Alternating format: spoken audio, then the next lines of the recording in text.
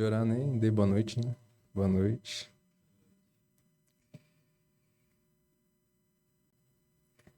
Vamos abrir nosso texto de hoje, que é Colossenses, capítulo 3.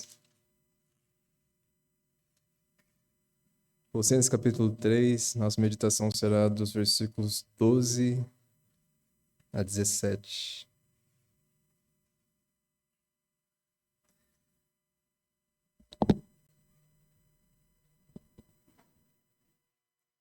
Colossenses 3, 12 a 17. Vou fazer a leitura.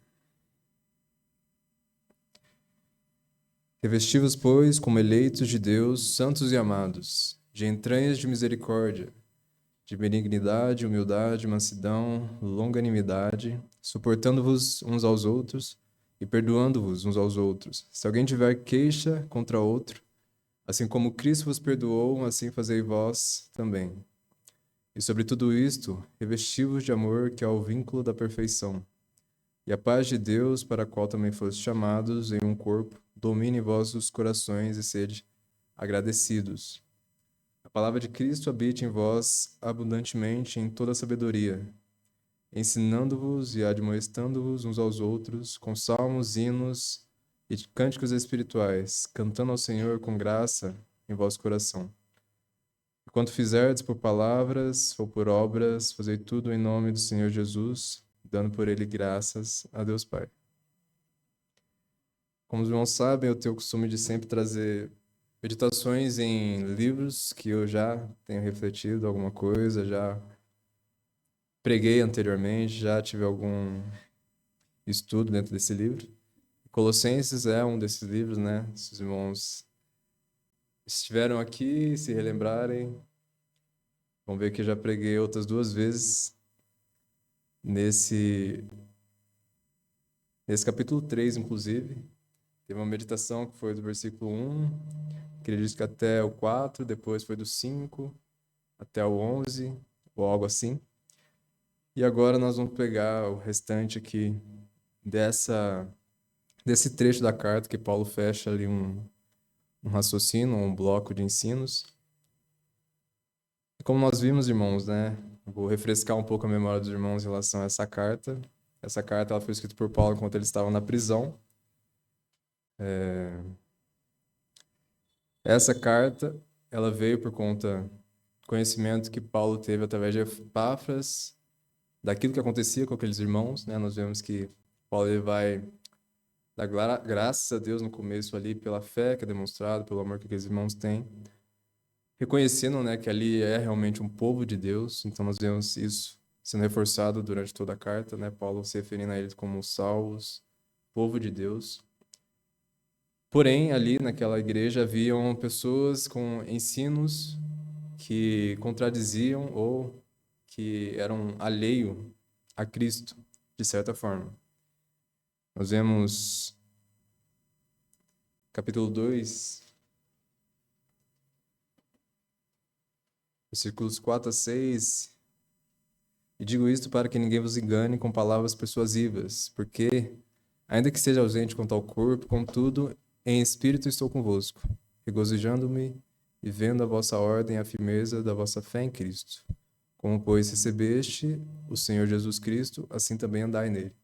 Então, nós vemos que aqui Paulo tem conhecimento desses falsos ensinos, e o objetivo dele é falar, é contradizer esses falsos ensinos e também animar, exortar, colocar aqueles irmãos no caminho correto, né? Ter o entendimento correto a respeito, né, de Cristo e o que envolvia a vida com Cristo. E nós vemos que grande parte dessas filosofias estranhas tinham justamente um foco diferente de Cristo, né? Eles perdiam o foco em Cristo e se voltava a outras coisas. E isso fica claro quando Paulo vai descrever o que seria mais ou menos esses ensinos. No capítulo 2, versículo 16, por exemplo, ele vai falar: portanto, ninguém vos julgue pelo comer ou pelo beber, ou por causa dos dias de festas, ou da lua nova, ou dos sábados. Então, aqui nós percebemos que esses irmãos, né, essas pessoas, na verdade, esses ensinos, estavam julgando outros por conta da comida, por conta da bebida, por conta da guarda de dias.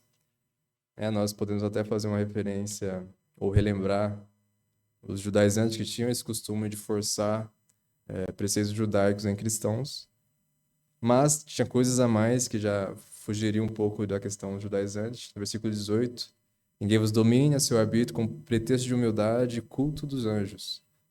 Então fala também dessa relação a culto de anjos, coisa do tipo, e também fala de ascetismo, né, que seria de você se abster de determinados prazeres, isso seria ascetismo. Então eles incentivavam esse comportamento asceta, né, esses falsos ensinadores. Versículo 20. Se, pois, estáis mortos com Cristo quanto aos surgimentos do mundo, por que vos carregam ainda de ordenanças como se vivesseis no mundo, tais como não toques, não proves, não manuseis, as quais coisas todas perecem pelo uso. Então, ele vai falar justamente que esses ensinos, eles vão contrário a Cristo e vão baseado em preceitos humanos. Inclusive, quando ele vai falar para nós não pensarmos nas coisas que são da terra, no capítulo 3, aquilo que ele tem em mente quando ele fala das coisas terrenas é justamente esse preceito, essa mentalidade baseada em preceitos mundanos e humanos que aqueles falsos ensinadores estavam tendo, estavam ensinando. Nós vemos claramente, né, quando ele vai falar, capítulo 2, versículo 8, rudimentos do mundo, né? Então, são rudimentos ligados ao mundo, aos homens, e não a Cristo. Então, quando ele vai falar sobre nós não temos o pensamento nas coisas que são terrenas, é justamente esse pensamento carnal que se baseia em coisas desse tipo, ascetismo, guardar dias, guardar uma determinada rotina, né, ou coisas do tipo. Paulo vai falar não, que o caminho é pensar nas coisas de cima, né, as coisas com Cristo, a nossa vida que está com Cristo. E aí ele vai falar do quê? Né, que a nossa vida ela está escondida com Cristo. Outra coisa enfatizada também é quando Paulo vai falar a questão de nós termos morrido, né? E no sentido de termos morrido para o nosso velho eu, para a nossa velha mentalidade e termos ressuscitado juntamente com Cristo. Nós vemos que isso é interessante também, porque apesar de falar que, né, nós temos essa nova vida, porque nós já ressuscitamos com Cristo, essa vida ainda se manifestará. Quando ele fala que a nossa vida está escondida com Cristo, mas um dia ela irá se manifestar. É porque apesar de nós termos essa vida, ela ainda não se manifestou de maneira completa e perfeita, como se demonstrará no dia de Cristo. Mas ela já existe, ela já opera na vida do crente. E é com isso que o crente se preocupa, não com a externalidade. Muitas vezes procura humildade, né, essa humildade externa ou aparente, mas que Paulo vai falar que, na verdade, sempre busca o prazer da carne, de certa forma. Então, Paulo vai falar, não age dessa forma. E depois que ele fala isso, pense nas coisas de cima. Vocês morreram, então, versículo 5, mortificai. Né? Vocês ressuscitaram com Cristo, portanto, vivam conforme a vontade de Deus. Vocês morreram, deveriam, então, despir do velho homem. Vocês têm uma nova vida, então vocês deveriam se vestir dessa nova vida. Então, Paulo, ele meio que traz a nós aquele conceito de sabermos que Deus opera em nós, é Deus que operou em nós, através do seu poder em Cristo Jesus, mas também não isenta a responsabilidade do homem em procurar, né? Paulo ele nem explica essas duas coisas que aparentemente são contraditórias, ele apenas as ensina. Deus operou, Deus nos deu vida, mas nós devemos procurar vivificar. A nossa vida deveria ser diferente, né? Vivificar, revestir, tudo isso traz um conceito de andar de maneira diferente. Então ele vai falar, a partir do versículo 5, né, coisas que deveríamos nos despir, né, mortificar, né, a nossa velha natureza, fornicação, impureza, afeição desordenada. Vai falar também, versículo 8, despojai-vos de tudo, a ira, cólera, malícia, maledicência. E no nosso texto, ele vai começar a falar daquilo que nós deveríamos adquirir como hábito ou virtudes na nossa vida. E aí entra no nosso texto de hoje. Uma das coisas que nós vemos aqui, ele vai falar Revestivos, pois, ou andem da seguinte forma, né, com essas virtudes em mente, procurando adquirir essas virtudes. E a primeira coisa que ele ressalta aqui, né, a característica que ele tem em mente aqui, né, seria como eleitos de Deus, né, escolhidos de Deus, santos e amados. Então Paulo ele reforça nessa questão de Deus ter escolhido aquelas pessoas que, apesar de serem estrangeiros e alheios à promessa, por serem gentios agora, foram escolhidos por Deus para serem participantes do povo de Deus. Né? Esse conceito de eleição ele é bem ensinado e constantemente o Velho Testamento vai falar disso, né? A questão do povo de Israel ser o povo escolhido de Deus, ser feita a herança de Deus. E isso não porque ele era o melhor povo, né? O mais sábio, nós vemos claramente isso na história daquele povo, nem por ser o mais obediente, mas simplesmente pela vontade de Deus. Então não é nada inerente ao povo, né? Não é por ser um povo grande ou poderoso, mas pela vontade de Deus, ele escolheu pela sua sabedoria infinita.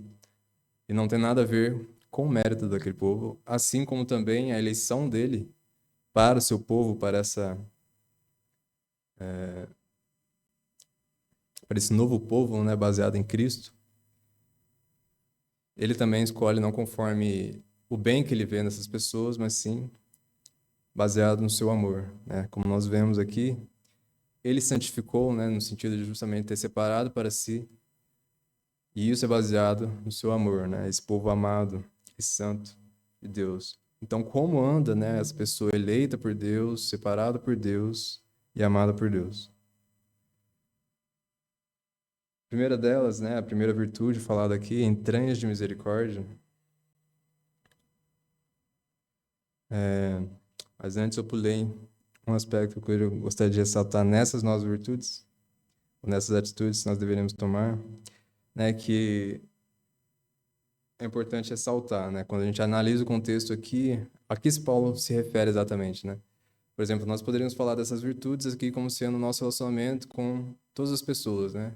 Ah, então, meu relacionamento com meus amigos ímpios, colegas de trabalho, patrão, os colegas na escola, professores, né? Seria de maneira mais abrangente analisar essas virtudes. Porém, o que Paulo tem em mente aqui quando ele fala dessas virtudes? Qual que é o ambiente que ele tem em mente quando ele fala para nós andarmos dessa forma?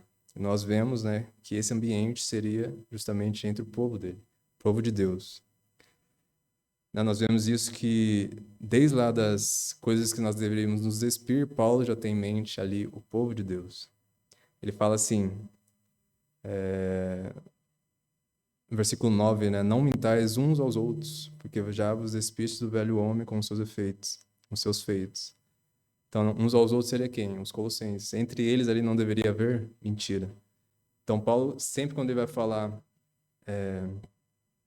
nesse contexto de novas virtudes, o que ele tem em mente é o ambiente da igreja, né? O ambiente do povo de Deus.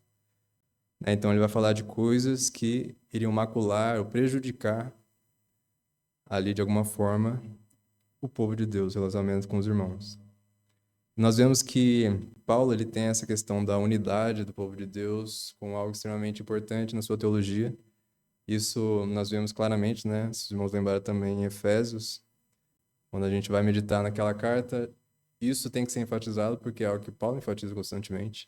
Isso flui naturalmente de tudo que ele vai falar naquela carta. E aqui não é diferente. Nós vemos que Paulo também tem em mente a questão da unidade do povo de Deus e como essa unidade está relacionada ao fato de Cristo Jesus ser o ponto de convergência de todas as coisas no fim dos tempos. Lá no começo da carta, nós vemos que ele vai fazer uma adoração a Deus, exaltando e mostrando esse ponto, né? Capítulo 1, versículos 19 a 21 diz assim: Porque foi do agrado do Pai que toda a plenitude nele habitasse e que, havendo por ele feito a paz pelo sangue da sua cruz, por meio dele reconciliasse consigo mesmo todas as coisas, tanto as que estão na terra como as que estão nos céus. A vós também, que no outro tempo eres estranhos e inimigos no entendimento pelas vossas obras, mas agora, contudo, vos reconciliou. Então, Paulo ele tem, né, essa questão de Deus está unindo todas as coisas E Jesus Cristo é o meio pelo qual ele une todas as coisas, é a morte de Cristo, a sua ressurreição. É o meio pelo qual ele leva todos os povos, né, todas pessoas de todas as nações para um determinado propósito, para ser o seu novo povo. E isso é também mostrado nos versículos anteriores ao nosso texto, quando ele vai falar, né, do que nós deveríamos vestir, da característica desse novo homem, o qual nós deveríamos nos vestir. Versículo 10 ele vai falar: e você vestis do novo, que se renova para o conhecimento, segundo a imagem daquele que o criou, onde não há grego, nem judeu, circuncisão, nem incircuncisão, bárbaro, cita, servo, livre, mas Cristo é tudo e em todos. Então ele vai focar justamente nesse aspecto de que não há mais barreiras, né? No povo de Deus, ele selecionou pessoas, independente da etnia, independente da faixa etária, independente da condição social que a pessoa vive. Deus, ele embarca todos. Nessa nova, né, que ele coloca como novo homem, mas alguns entendem aqui como sendo uma nova humanidade. Por quê? Engloba várias pessoas. Então já não é mais uma humanidade, como nós entendemos, baseada em Adão, ou naquilo que Adão fez, mas em Cristo e apoiada naquilo que Cristo fez. Nós vemos aqui, né, que o objetivo é unir pessoas diferentes. E justamente quando nós vemos pessoas diferentes se unindo, é que nós vamos encontrar diversos problemas, né? Então, por isso que diversas vezes nas suas cartas, Paulo enfatiza a nós adquirirmos virtudes que venham a trabalhar na unidade do povo de Deus e a nos separarmos de coisas que venham a dificultar essa unidade ou quebrar essa unidade. Então, Paulo vai falar no versículo 8 lá diversas coisas: ira, cólera, maledicência, palavras torpes, porque essas coisas são prejudiciais. É difícil você ter essas coisas e ter unidade. É difícil você ter essas coisas e manter um relacionamento duradouro com as pessoas. E as virtudes que nós iremos ver, nós percebemos que elas focam no relacionamento com as pessoas. Como eu vou lidar com as pessoas, como eu vou me comportar referente a atitudes ruins de outras pessoas para comigo, como vai ser meu padrão de comportamento para com as pessoas. Porque Paulo tem em vista a unidade desse povo, né, com diferentes pensamentos, diferentes culturas, hábitos diferentes, mas que Deus teve o propósito de unir todas as pessoas e fazer delas um povo. Versículo 12, então, dando continuidade. Entranhas de misericórdia. O que seria entranhas de misericórdia? Seria relacionado a uma compaixão, né? Ou tratar as pessoas de maneira amorosa, apesar das ofensas que nós recebemos das pessoas. Então, seria ter aquela reação, né, de amor, compaixão, apesar daquela pessoa não merecer em muitos aspectos. Essa misericórdia é a mesma misericórdia demonstrada por Deus em nós, né, para conosco. Quando ele vê as nossas ofensas, vê os nossos pecados, muitos pecados cometidos contra eles, na verdade, todos os pecados que nós cometemos são contra ele, são uma ofensa a ele. E mesmo assim, ele tem compaixão de nós e não nos pune como nós deveríamos. Então, Paulo está falando que essa virtude de não ter aquela ira imediata e querer já retrucar ou querer, de alguma forma, aplicar a justiça ali naquele momento, Paulo vai falar que a atitude correta deveria ser uma atitude de compaixão, né? Uma atitude de perdão. Essa deveria ser a reação natural do cristão para com seus irmãos, né?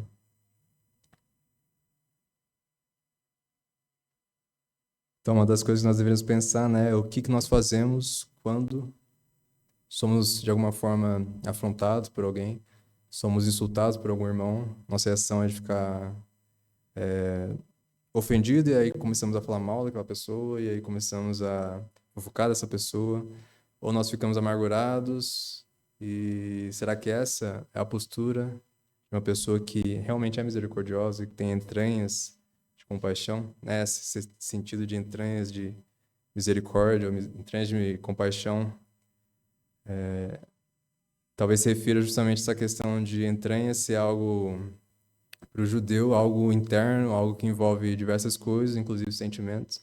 Então, não seria aquela misericórdia fajuta, né? Que, eu vou de alguma forma mostrar melhor ou superior que essa pessoa ao não retribuir o pecado dela da forma como merecia. Mas seria algo realmente benevolente, né? Uma intenção benevolente nesse comportamento. Nós vemos também que ele vai falar de benignidade, né? E aqui já não seria uma reação, mas seria um padrão comum, né? Ao abordar as pessoas, no nosso relacionamento com as pessoas, de ser bondoso, ser gentil, né? Isso pode ser demonstrado de diversas formas, da maneira de falar, né? Uma maneira de falar que não venha a prejudicar o outro, né? Ou desanimar o outro, ou de alguma forma ofender o outro, mas uma postura sempre de gentileza, né? Aquela pessoa gentil, dificilmente a gente vai ter alguma coisa para falar contra essa pessoa, né? Pessoas que naturalmente falam de maneira bem doce, assim, dificilmente você se sente ofendido por alguma coisa que aquela pessoa faça. Pessoa, às vezes, muito bruta, qualquer coisinha que ela fala, às vezes pode ser mal interpretado, às vezes pode ser eu da pessoa que interpretou errado, mas é sempre interessante termos uma postura de bondade, de gentileza para com as pessoas. Isso pode ser demonstrado através de servir às outras pessoas, né, de agir de maneira a agradar, procurando conforto da outra pessoa. E é uma virtude que nós encontramos em Deus, né? Por diversas vezes nós vemos Deus sendo bondoso para com as pessoas, Cristo sendo bondoso para com as pessoas, servindo, ajudando. Então, né, a postura padrão do crente deveria ser essa no seu relacionamento com as pessoas. Também ele vai falar de humildade, e humildade, Filipenses é uma carta que expressa, né, muito claramente o que seria humildade, e ela começa, né, em você considerar os outros, né, superiores a si mesmo, em você procurar primeiramente o interesse das outras pessoas ao invés dos seus interesses. Então, basicamente, nós percebemos que humildade envolve muito em pensar mais nos outros ao invés de pensarmos primeiramente em nós, né? As pessoas, quando têm esse pensamento muito focado em si mesmo, dificilmente elas são humildes.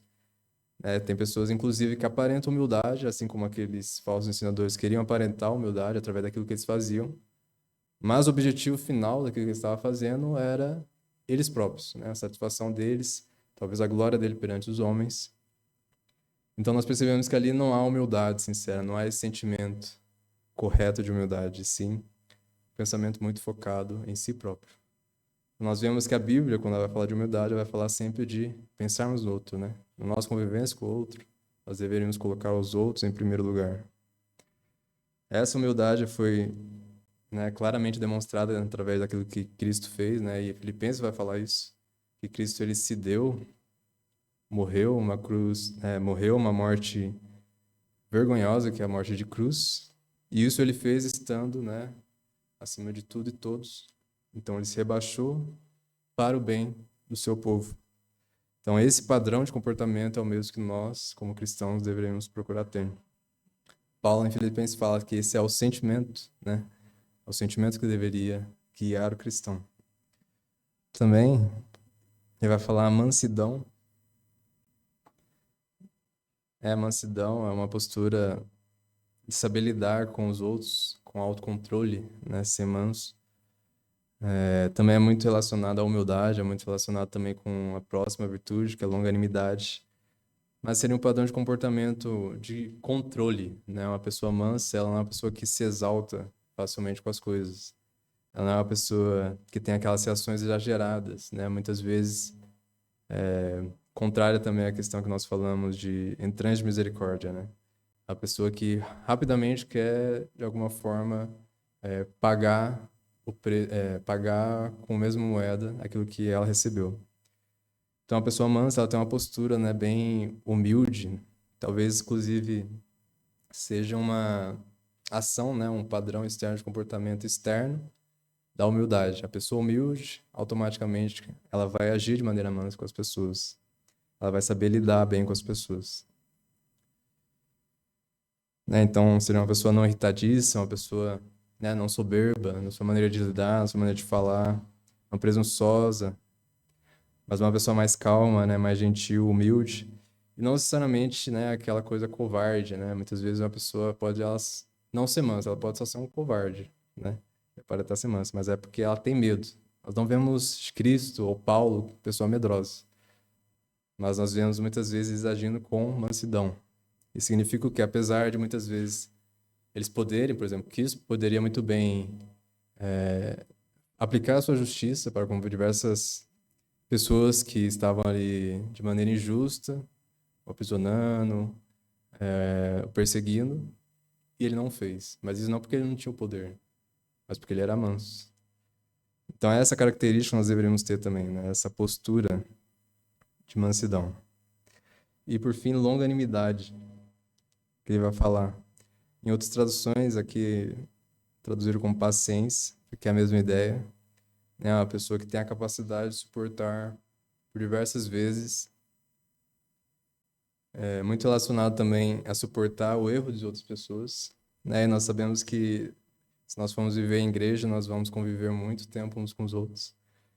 E isso vai envolver também sermos agravados muitas vezes pelos outros, né? Sermos insultados, acontecer coisas ruins no nosso meio. Palavras vão ser faladas, né? Através de ira, de rancor, de soberba. E isso é natural na vida de um crente que ainda peca, apesar da graça de Deus. Então, essa postura de longanimidade, ser paciente, não perdoar uma, duas ou três vezes, mas sempre perdoar o seu irmão, é necessário para que a vida da igreja, né, seja de perdão, né, como nós iremos ver também, de unidade, de apesar de muitas vezes ficarmos ofendidos e magoados, ainda haver aquele desejo de não quebrar a unidade ou não quebrar o relacionamento com as pessoas.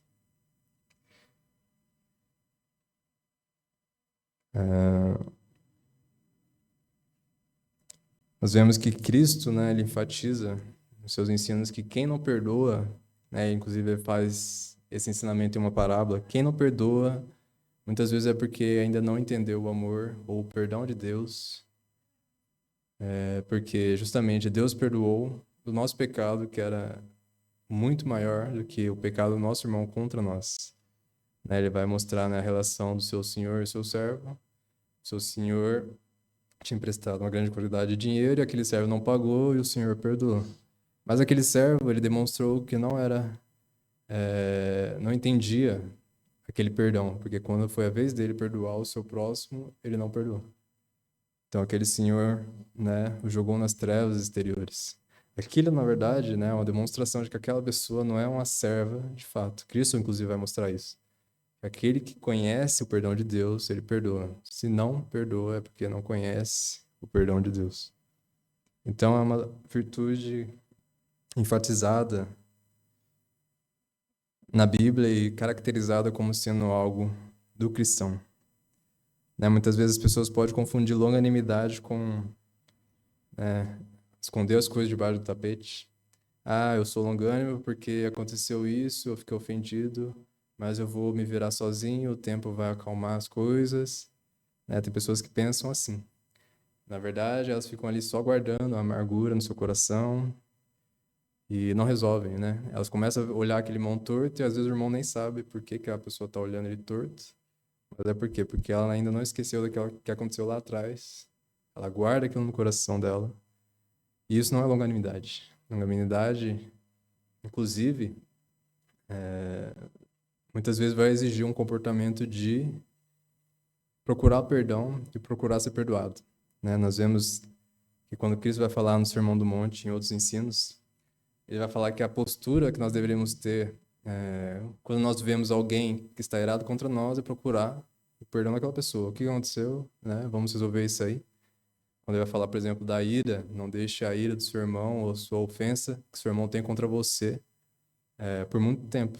Ele vai falar que se você está levando a sua oferta ali pro altar, você lembrar, aconteceu aquilo lá, aquele irmão ficou ofendido, então você vai lá, corre, volta e trate aquela ofensa que ocorreu, e depois você volta e faz a sua oferta. Isso mostrando o quê? Resolva o problema com o seu irmão o mais rápido possível. Também ele vai falar, né, de procurar, se um irmão te ofendeu, você vai lá e conversa com ele, né, para procurar o quê? Restabelecer a paz com aquele irmão. Né? E muitas vezes a gente pode cair na dúvida, né? É eu que fui ofendido ou eu que ofendo, que vou pular e procuro? Nós temos versículos que falam as duas coisas, então não tem desculpa. Você tem que ir. Você é o ofendido, você tem que ir. Você é o ofensor, você tem que ir procurar estabelecer. Esse é o padrão de conduta que a Bíblia ensina. E é somente assim que nós vamos exercer a longanimidade, né? Essa paciência e esse processo de perdoar e pedir perdão que a Bíblia nos ensina. E Paulo aqui está, mais uma vez, lembrando da importância.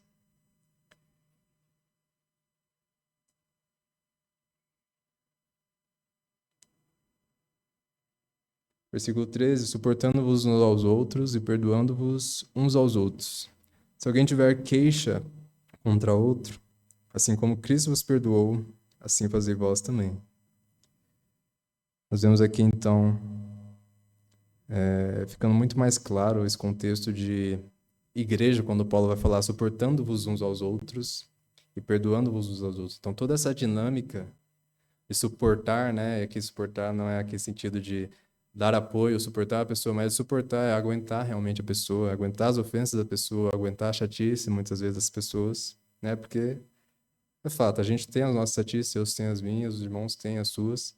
Se a gente for conviver, isso vai ficar claro, né? Na nossa convivência, no nosso relacionamento, as palavras saindo da nossa boca com as pessoas, de uma forma ou de outra a gente vai se machucar.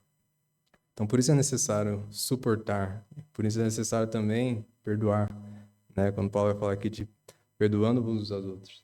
Se não houver isso, né? Se não houver essa disposição, então dificilmente haverá a unidade, né? Talvez exista, né, uma igreja cheia de pessoas sentadas nos seus bancos, e muitas vezes nós não vemos essas pessoas deixando a igreja, às vezes é porque não existe relacionamento ali naquelas pessoas. Então, você não vai viver esse processo de suportar e perdoar. Porque as pessoas vão lá, se reúnem no culto, oram, cantam e vão embora para suas casas e cada um para o seu canto. Não tem nada a ver com a vida do outro, ou tem nada a ver com a minha vida. Assim é fácil viver a igreja, né?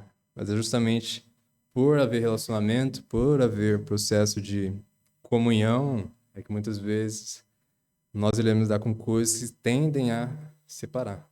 Mas se nós aprendemos de Cristo, aquilo que nós deveríamos fazer, a postura que nós deveríamos tomar é para procurar sempre a paz, a unidade.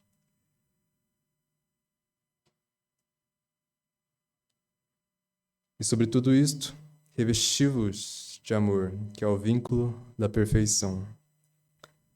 Né? Paulo fala sobre tudo isto, talvez se referindo, né, creio eu, sobre as virtudes que ele falou, né? E vai falar do amor, revesti-vos do amor. E aparentemente o amor que Paulo coloca aqui seria o amor que gera essas virtudes, né? O amor que, sem ele, essas virtudes não seriam possíveis, né? Inclusive, quando nós vemos a questão do amor, a gente pode ver diversos atos ou atitudes externamente,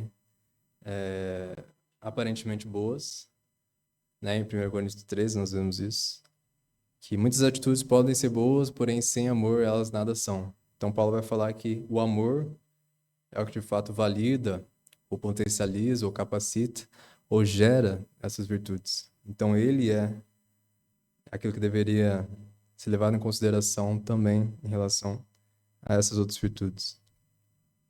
Né? O vínculo da perfeição, e aqui é um termo difícil. O que seria vínculo da perfeição? Poderia ser o vínculo que une essas virtudes de maneira perfeita, ou Paulo poderia estar aqui se relacionando à perfeição que ele falou anteriormente, em 1:28, ele vai falar: quem anunciamos, admoestando a todo homem e ensinando a todo homem em toda sabedoria, para que apresentemos todo homem perfeito em Cristo. Então ele fala aqui do homem perfeito, né? Então Paulo talvez esteja se referindo ao amor como sendo um elemento fundamental que potencializa ou permite, né, a chegar a essa perfeição. Né? Existem essas duas possibilidades de interpretação, ou talvez mais. Eu acredito que seja provavelmente essa última mesmo. Mas o fato que nós vemos aqui é que o amor é algo extremamente necessário, né? E sobre essa virtude nós podemos ficar horas e horas tentando expressar, né, o que o amor produz, quais são as consequências. Então nós vemos que é algo que nós deveremos procurar entender para podermos aplicar corretamente também na nossa vida. Versículo 15: E a paz de Deus, para a qual também fostes chamados em um corpo, domine vossos corações e sede agradecidos. Então nós vemos aqui Paulo falando, né, da paz de Deus. E muitas vezes quando nós vamos falar da paz de Deus, nós sempre nos relacionamos com aquela paz que o homem tem com Deus de já não ser mais inimigo de Deus. Então eu estou em paz com Deus porque eu já não sou mais visto como inimigo de Deus, mas sim amigo. E de fato, a paz de Deus se refere a isso, porém, Paulo aqui tem em vista não só essa paz, né, com Deus, mas justamente ele mostra que essa paz tem consequências que abrangem outras pessoas, né? A paz de Deus, para a qual foi chamados, domine em vossos corações. Né? Entende visto que aqui ele estava falando de relacionamento dentro da igreja, justamente essa paz, ela fala aqui dessa paz, né, dominando ou sendo regendo, muitas vezes traduzem como sendo julgador, né, aquilo que orienta ou aquilo que aconselha, ou seja, o dominador, né, aquilo que deveria falar, faz isso ou faz aquilo. Então, isso deveria ser o quê? A paz de Deus. Ela é a orientadora daquilo que nós fazemos, do nosso coração.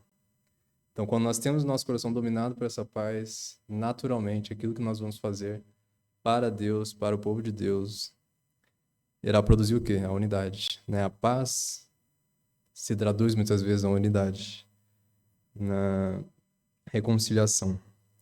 Então, ao ter essa paz nos nossos corações, né, Paulo, ao desejar isso, né, a paz de Deus nos nossos corações, ele tem em mente justamente a unidade do povo de Deus, a reconciliação, a harmonia nos nossos relacionamentos.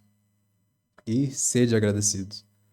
E aqui ele vai falar, e parece que é uma quebra, né, toda essa lógica de relacionamento, né, com as pessoas. Porque aqui ele estava falando de um relacionamento horizontal, que a gente fala, né, relacionamento com as pessoas, e do nada ele fala de agradecidos, né, com certeza em relação a Deus. Então seria um relacionamento vertical. Porém, um dos teólogos comenta que talvez um dos motivos de Paulo falar da gratidão é porque ela justamente tem consequências também práticas na nossa vida. Assim como a paz de Deus tem consequências práticas, a gratidão também tem consequências práticas. Né? Um coração grato a Deus, ele vai manifestar essa gratidão no seu relacionamento com as pessoas. Né? Uma pessoa que muitas vezes é invejosa, insatisfeita, é uma pessoa que não vai muito bem nos seus relacionamentos, no sentido de muitas vezes vai descontar nas pessoas a sua insatisfação. Né? Uma pessoa satisfeita em Deus, por exemplo, igual Paulo, dizemos que mesmo em momentos que aparentemente, externamente são horrorosos, né? E de fato são, né? Aprisionamento, açoites e coisas do tipo. Mesmo nesses momentos, Paulo ainda, cheio da gratidão a Deus, consegue louvar a Deus, consegue exortar aqueles irmãos e incentivar aqueles irmãos, animar aqueles irmãos, ser grato a Deus por aqueles irmãos. Então, talvez Paulo poderia ficar lá lamentando, Deus, porque eu estou aqui, sendo que tem outros lá fora, em liberdade, porque o Senhor me colocou nessa situação? Paulo não. Nós vemos que ali ele transborda de gratidão a Deus. Nós vemos que ele expressa isso quando ele está escrevendo as suas cartas. Então, o coração grato, de fato, vai demonstrar se a pessoa... Né, na verdade, o coração grato, ele irá se manifestar no nosso relacionamento com as pessoas. Se eu estou bem com Deus, né? Se eu estou satisfeito por aquilo que Deus me deu, então não tem porquê, né? Essas discussões, intrigas, brigas, coisas que maculam, né? A igreja de Deus, o povo de Deus.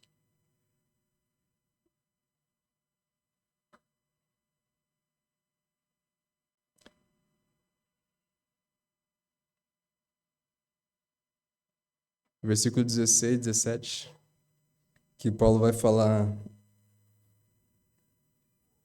Faz a leitura. A palavra de Cristo habite em vós abundantemente, em toda sabedoria, ensinando-vos e admoestando-vos uns aos outros com salmos, hinos e cânticos espirituais, cantando ao Senhor com graça em vosso coração.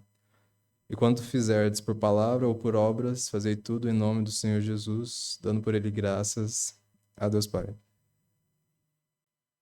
Então Paulo vai falar aqui, né, de a palavra de Cristo habitar abundantemente, né, em toda sabedoria, ensinando-vos e admoestando-vos. E a gente pode falar, né, ou querer complementar aquilo que Paulo vai falar através de pregações, né? Mas não. Paulo está falando aqui de hinos, cânticos espirituais, salmos, né? Então Paulo vai falar da questão da adoração, né, da comunidade, adoração de nós estarmos uns com os outros, louvando a Deus juntos, como sendo algo que nos ensina e nos admoesta. Né? Quando ele fala aqui admoestando-vos uns aos outros, ele justamente tem ali em mente, né, uma reunião de pessoas cantando e louvando a Deus juntos. E nesse processo as pessoas ali estão sendo ensinadas e admoestadas. Né? Alguns estudiosos querem explicar um pouco mais detalhadamente o que seria salmos, hinos e cânticos espirituais, né? Alguns falam que, por exemplo, salmos seriam os salmos do Antigo Testamento, então seria baseado na palavra de Deus. Hinos seriam hinos compostos pós a vinda de Cristo, então exaltava Cristo, exaltava Deus após a revelação do Novo Testamento. Outros falam que esses cânticos espirituais seriam pensamentos produzidos pelo Espírito ali, que são, de certa forma, demonstrados em louvores, né? Mas, né, não tem como a gente bater o martelo exatamente, isso é isso, aquilo. De fato, nós vemos aqui que é adoração em forma de música, todas essas coisas, e elas todas são baseadas na palavra de Deus, né? Bons hinos baseados na palavra, que reforçam verdades bíblicas, eles não têm só essa característica de iniciar o culto, né? Por que que nós cantamos antes? Antes, né, do culto e depois. Muitas vezes esses hinos vão preparando nosso coração, vamos exortando. Às vezes o nosso desânimo ali vai sendo retirado, né? Muitas vezes a gente vem aquele peso nas costas do mundo lá fora. E a gente não quer já ouvir a palavra direto, parece que a gente está meio sonolento, meio morto. E às vezes o hino vai fazer com que nós, né, nos coloquemos no lugar certo. Ali nesse processo de cantar, nós já vamos nos relembrando de algumas verdades que Deus tem, né? Quando cantamos, por exemplo, sobre a santidade de Deus, sobre a sua trindade, sobre o efeito dessa trindade na nossa vida, no relacionamento que nós temos com a trindade, coisas do tipo. Coisas que nos lembram, né, do amor de Deus, da morte de Cristo. Todas essas coisas já vão ajustando, né, o nosso coração, nos exortando, nos animando em muitas coisas, né? Então, não é algo a ser desprezado, né? Não é algo a ser menosprezado pela igreja. Mas nós vamos ver isso mais contundente na aplicação. E versículo 17: quando fizeres por palavra ou por obras, fazei tudo em nome do Senhor Jesus. Né? Muitas vezes pessoas pegam esse versículo e falam, literalmente falam, né? Elas, eu faço isso em nome do Senhor Jesus, coisa do tipo. Essa atitude que eu tenho é em nome do Senhor Jesus. Mas aqui Paulo não tem em mente apenas a expressão verbal, né? Em nome de Jesus eu faço isso, aquilo. Mas ele está falando de uma vida toda, né? Isso aqui é meio que fechamento de tudo que ele falou. Então, uma vida toda que expressa a natureza ou o caráter de Cristo, né? Não necessariamente somente levando o nome dele, mas através, né, de uma vida coerente, sempre se referindo a Cristo, no sentido de sempre tendo como base as nossas atitudes, as nossas palavras, aquilo que ele fez, aquilo que nós conhecemos dele, é que nós deveríamos viver. Então, aquilo que eu faço, aquilo que eu falo, deve de alguma forma refletir aquilo que eu sei sobre Cristo, aquilo que eu sei sobre Jesus, o meu relacionamento com Ele, né? E dando por Ele graças a Deus Pai, justamente por meio dele, né? Paulo reforça essa característica de intermediação de Cristo, né? Por meio dele a gente agradece a Deus Pai. Para finalizar, algumas aplicações.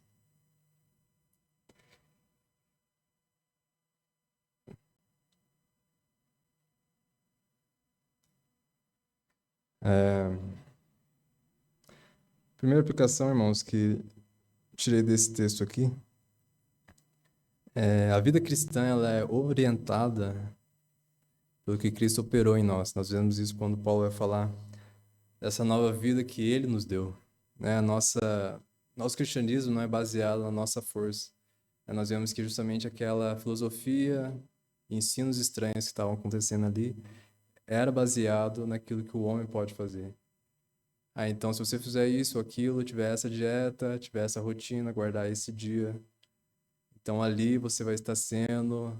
Tananana. Às vezes eles podem até falar de Cristo nesse processo, provavelmente aqueles irmãos falavam sobre... Aqueles irmãos não, aqueles ensinadores falsos falavam de Cristo ou coisas do tipo. Porém, eles focavam muito na capacitação do homem. Então, o homem tem que fazer isso e aquilo, e assim ele talvez vai alcançar, não sei, alguma espiritualidade ou santidade que normalmente ele não teria em Cristo. Então, Paulo parece justamente mostrar que a lógica é ao contrário dessa, né? O pensamento não é esse pensamento que vocês estão tendo, que é baseado no homem, que é um pensamento carnal. Seu pensamento tem que ser pensamento nas coisas de cima, naquilo que Cristo fez, naquilo que Ele deu. Portanto, se Ele deu, vivam dessa forma, aí Ele vai começar a orientar, né? Por mais que Deus tenha dado, vocês deveriam viver, né? Então, essa verdade de muitas vezes nós não conseguimos conciliar, né? Porque às vezes ela não é conciliada, de que Deus opera em nós, mas também nós deveríamos nos esforçar, deveria ser entendida pelo crente. Deus me deu vida em Cristo, mas eu deveria buscar essa vida e andar conforme essa vida. Né? Não é mais o espírito da carne ou do velho homem que opera em mim, mas o espírito de Cristo. Portanto, as minhas atitudes não deveriam ser mais essas atitudes, mas sim essas atitudes. Então, essa orientação é extremamente necessária e importante, né? Procurar, pensar, buscar, viver dessa nova forma.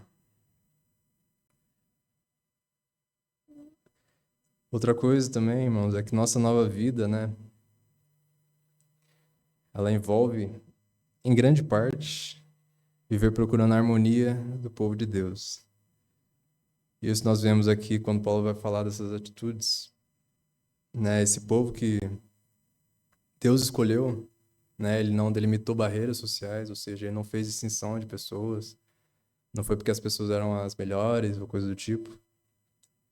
Mas ao escolher, ele, né, escolheu de diversos cantos do mundo, né? Inclusive nós aqui. Se não fosse a nossa religião, se não fosse a nossa fé em Jesus Cristo, dificilmente a gente estaria junto. Acredito que muitos ali poderiam até ser amigos um do outro, conhecidos, né? A Nádia com a minha mãe, talvez ali em alguma festa. Mas dificilmente a gente estaria junto, né? E o que permite não só que a gente tenha se encontrado, mas também permanecer junto, não é porque a gente tem os mesmos gostos, não é porque a gente tem os mesmos interesses. Muitas vezes a gente não tem, né? O que permanece, o motivo pelo qual nós permanecemos juntos é a nossa fé, a nossa confiança em Jesus Cristo. E é justamente entender isso que nos leva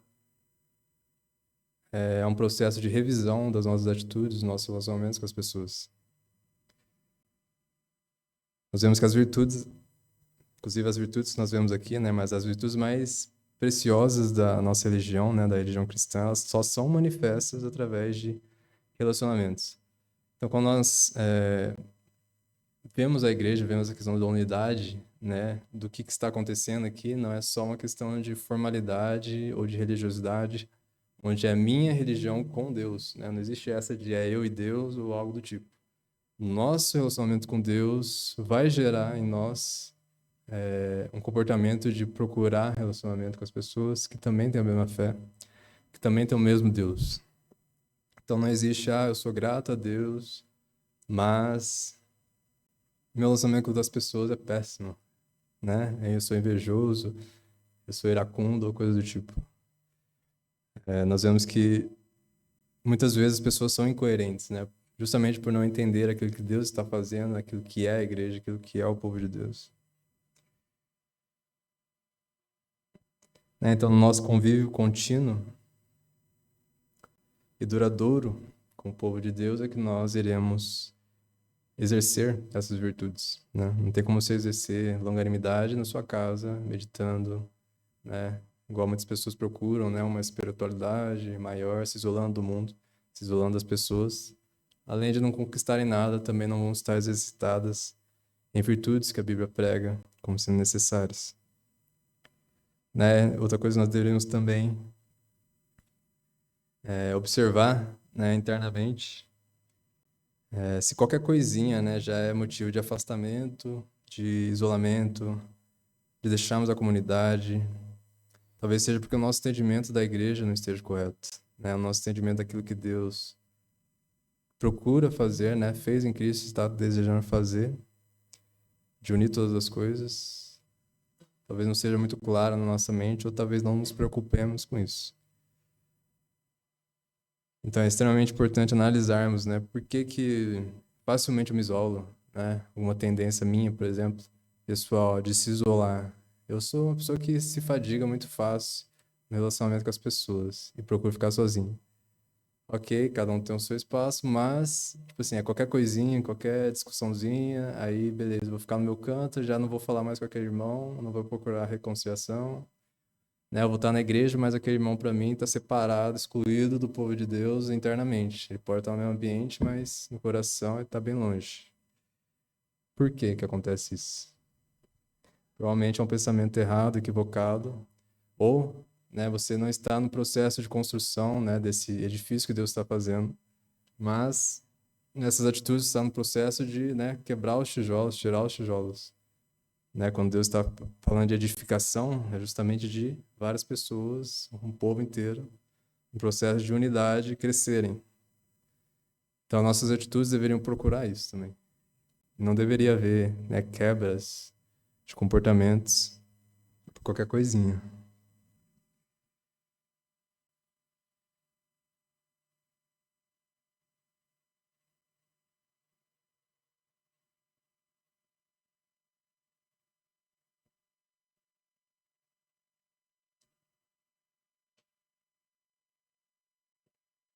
Engraçado, né? A gente faz o esboço e não fala quase nada do esboço.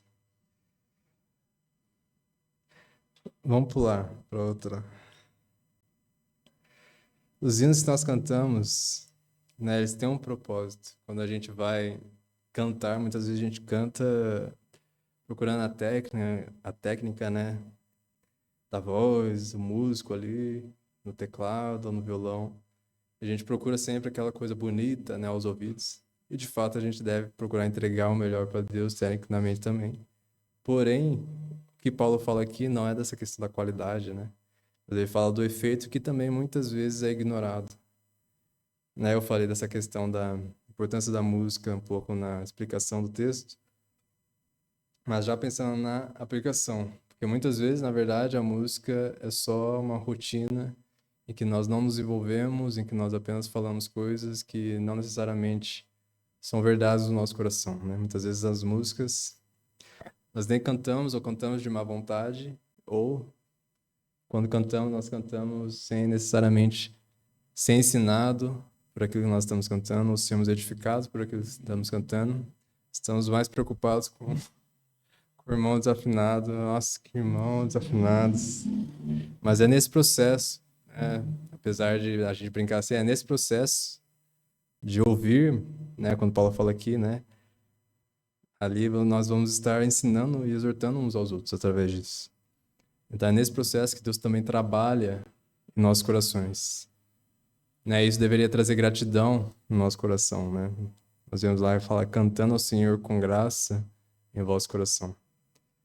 Então, hinos não deveriam ser desprezados, né? Muitas vezes a gente pensa que a pregação é necessária e os hinos podem ser deixados de lado. Ah, nem precisa ter hino. Nós vemos que a Bíblia, ela não vai, né, ficar dando peso a essas coisas, como muitas vezes as pessoas dão peso, né? Nós vemos que a palavra de Deus também é reforçada através de hinos, né? E Deus ensina também através de hinos. Evidentemente que a palavra explicada é também importante para que justamente muitas vezes as pessoas entendam aquilo que elas estão cantando. Mas a Bíblia não tenta fazer essa distinção. Você tem que procurar a pregação, você tem que procurar também o cântico e ser, nesse processo de cantar, ensinado e exortado. E por fim, irmãos, também as nossas atitudes e palavras deveriam estar cheias de Cristo, né? Nós vemos que basicamente é isso que Paulo fala, né? E esse bloco encerra com Paulo dizendo isso, né? Nós devemos carregar o nome dele em tudo aquilo que nós fazemos. Né? Se existe um momento que nós deveríamos falar, eu faço isso por conta de Cristo, é quando uma pessoa pergunta, né? Por que que você tem esse hábito? Por que que você faz isso? Por que que você fala daquilo? Ah, porque eu tenho um relacionamento com essa pessoa, ele é meu mestre, é a pessoa que eu amo, é a pessoa que eu sigo. Então, as nossas atitudes, né? Nossas palavras deveriam estar cheias, né? Cheias de Cristo. Nós deveríamos levar Cristo na nossa vida. Então, ele deveria orientar nossos impulsos, né? Nossa gratidão a Deus deve ser por meio dele, e muitas vezes vai ser por causa dele, por causa daquilo que nós temos, devido ao que ele fez por nós. E outra coisa também que eu gostaria de ressaltar é que a gratidão, ela não pode ser essa gratidão da boca para fora.